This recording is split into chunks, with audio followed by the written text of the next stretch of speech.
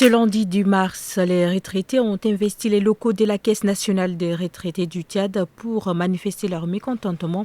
Ils s'opposent à un contrôle qu'ils jugent abusif et exigent sans condition le départ du directeur Larry Mbao.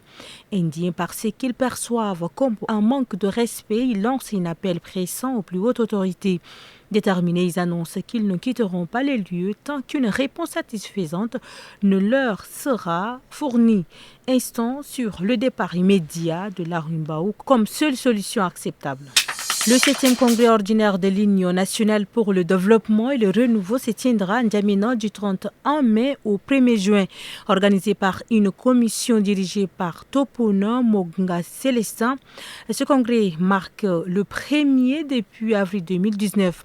L'UNDR, une des principales formations politiques du Tchad, a connu une opposition au régime de Déby père et fils, mais a également collaboré avec eux lors de la transition débutée en avril 2021. Saleh Kebzabo, ancien chef de l'opposition devenu Premier ministre, est désormais médiateur de la République depuis février 2024. À l'occasion de la Journée internationale des droits de la femme 2025, le parti Les Patriotes a dénoncé lors d'un point de presse à N'Djamena ce dimanche 9 mars le silence du gouvernement face aux violences faites aux femmes.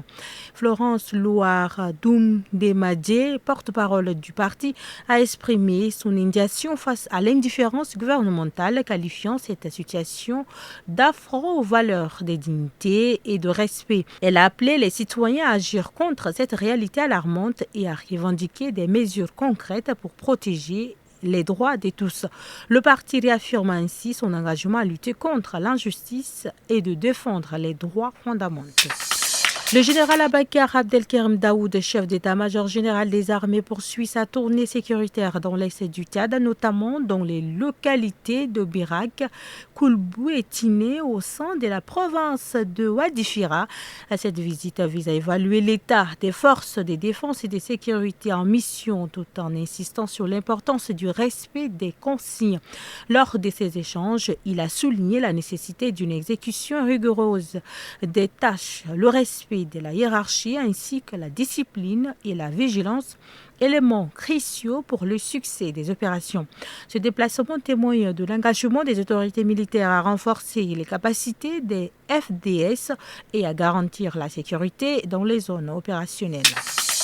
Dans la journée du 8 mars, un différend concernant l'achat d'un bœuf à Gallo dans le département du Barsara a conduit le commandant de brigade à faire usage de son arme à feu, blessant 3 personnes. Lors du marché, 2 hommes se sont disputés la propriété du bœuf, l'un affirmant l'avoir acheté et l'autre le considérant comme volé. Après une intervention de l'un des frères, une altercation a éclaté entraînant le tir du commandant.